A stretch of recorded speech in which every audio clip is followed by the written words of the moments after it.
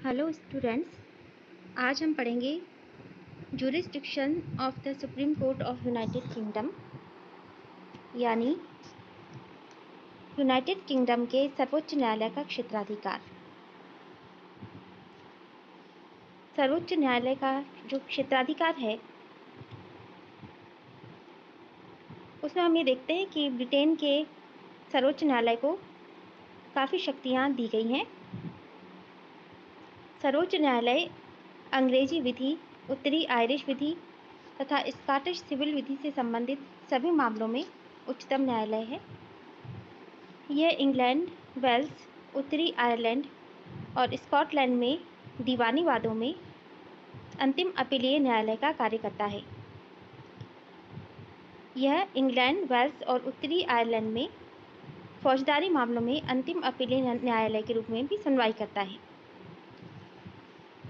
पहले जो privy council होती थी उसकी न्यायिक समिति के राष्ट्रमंडलीय क्षेत्राधिकार के अतिरिक्त शेष सारे क्षेत्राधिकार अब इस सर्वोच्च न्यायालय को हस्तांतरित कर दिए गए हैं और हाउस ऑफ लॉर्ड्स को जो समस्त न्यायिक अधिकार प्राप्त थे वो भी अब सर्वोच्च न्यायालय को ही प्राप्त हैं।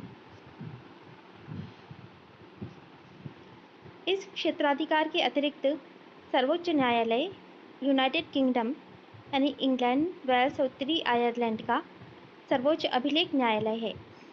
अभिलेख न्यायालय का अर्थ यह है कि इसके जो अभिलेख हैं वो सभी जगह साक्षी के रूप में प्रस्तुत किए जाएंगे और उनकी प्रामाणिकता के विषय में किसी प्रकार का संदेह नहीं किया जा सकता है।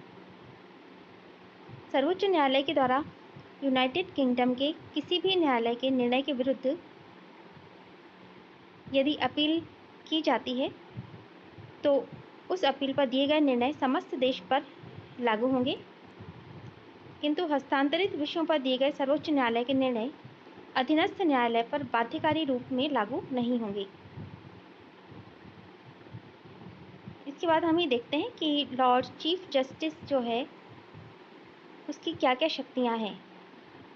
सर्वोच्च न्यायालय के मुख्य न्यायाधीश को लॉर्ड चीफ जस्टिस के साथ साथ इंग्लैंड और वेल्स के न्यायालय का अध्यक्ष भी बनाया गया है। इस रूप में उसे मुख्य रूप से दो शक्तियां दी गई हैं।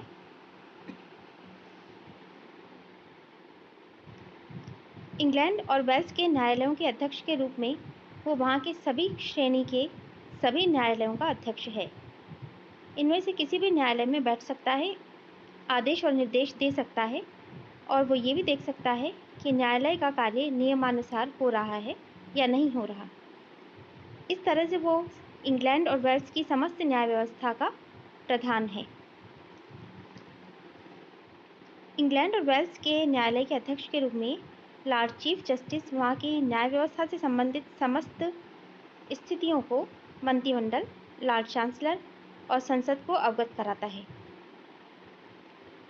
उसका ये भी दायित्व है कि लॉर्ड चांसलर द्वारा प्रदान किए गए साधनों की सीमा में इंग्लैंड और वेल्स के सभी न्यायालयों की समस्त व्यवस्था को सुचारू रूप से संचालित करवाए और इसके लिए न्यायालयों को आवश्यक निर्देश दें।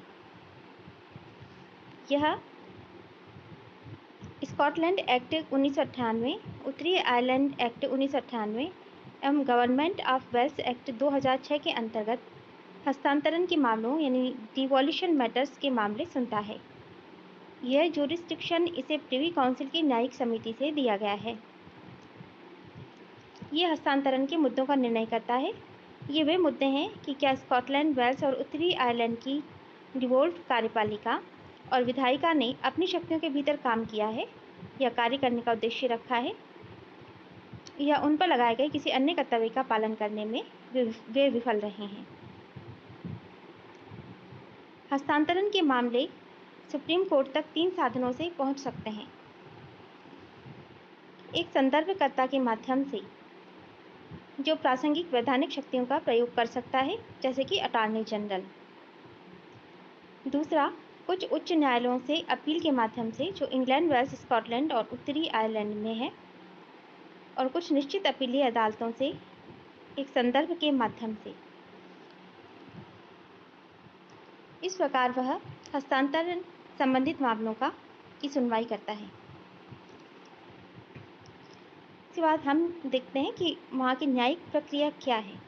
सर्वोच्च न्यायालय में किसी मामले की सुनवाई तभी हो सकती है जब भी सुनवाई के लिए बेंच या पीठ का गठन इस प्रकार हो। पहला, बेंच में न्यायाधीशों की संख्या विषम संख्या होनी चाहिए, जैसे 3, 5 या 7 में। बेंच में कम से कम 3 न्यायाधीश हों, उनमें से आधे स्थायी न्यायाधीश हों।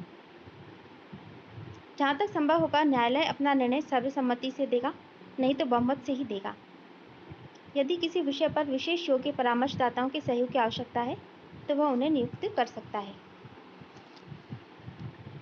सर्वोच्च न्यायालय का स्टाफ और कार्यालय। लॉर्ड चांसलर सर्वोच्च न्यायालय के अध्यक्ष से परामर्श के पश्चात एक मुख्य कार्यपालक की नियुक्ति करता है, जो अध्यक्ष के अधीन रहते हुए कार्यालय के समस्त दायित्वों का निर्वाह करता है और स्टाफ और कर्मचारियों पर नियंत्रण रखता है। सर्वोच्च न्यायालय का भवन लंदन के मिडिलसेक्स गिल्ड हॉल में निर्मित किया गया है। विशेष आयोग। संवैधानिक सुधार अधिनियम 2005 के अंतर्गत 2 न्यायिक आयोगों का प्रावधान किया गया है। एक है न्यायिक नियुक्ति आयोग और दूसरा है न्यायिक नियुक्ति एवं आचरण ओम्बुड्समैन। न्यायिक नियुक्ति आयोग में एक सभापति और 14 अन्य आयुक्त होते हैं। आयोग के सदस्यों की नियुक्ति साम्राज्ञी द्वारा लॉर्ड चांसलर की अनुशंसा पर की जाती है। कोई भी आयुक्त एक समय में 5 वर्ष से ज़्यादा और कुल 10 वर्ष से ज़्यादा अपने पद पर नहीं बना रह सकता है। 3 अप्रैल 2006 ईस्वी से अस्तित्व में आए इस गैर विभागीय लोक निकाय का सबसे प्रमुख कार्य यह है कि न्यायिक अधिकारियों की नियुक्ति के संबंध में ये अनुशंसा करें। आयोग इस संबंध में इन बातों को ध्यान में रखता है। एक तो योग्यता को परिभाषित करना, योग्यता का मूल्यांकन करने के लिए प्रभावशाली और स्वच्छ पद्धतियों का विकास करना और नियुक्तियों में श्रेष्ठ और व्यापक सीमा का निर्धारण करना। न्यायिक नियुक्ति एवं आचरण ओम्बुड्समैन ये दूसरा आयोग है।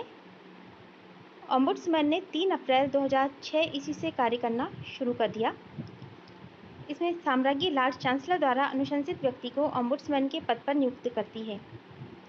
ओम्बुड्समैन का निश्चित कार्यकाल के लिए नियुक्त किया जाता है, किंतु वह एक समय में 5 वर्ष से अधिक और कुल 10 वर्ष से अधिक इस पद पर नहीं रह सकता है। न्यायाधीशों की नियुक्ति और न्यायाधीशों के आचरण पर निगरानी रखने वाली यह संस्था सरकार और न्यायपालिका से तो स्वतंत्र है, किंतु संवैधानिक मामलों के विभाग से संबद्ध है।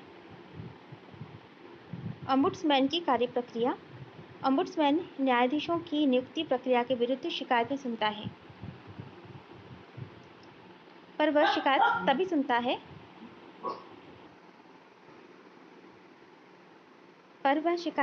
तभी सुनता है जबकि शिकायतकर्ता स्वयं एक प्रतियोगी रहा हो अथवा वह इस नियुक्ति से या नियुक्तियों से विपरीत रूप में प्रभावित हुआ हो।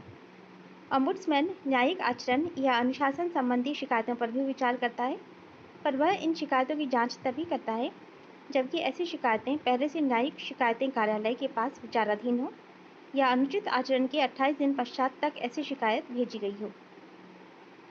ओम्बुड्समैन शिकायतों के सही पाए जाने पर दोषी को स्वयं दंडित करने का अधिकार नहीं रखता है, अपितु लॉर्ड चांसलर और न्यायिक नियुक्ति आयोग को कार्यवाही की अनुशंसा कर सकता है।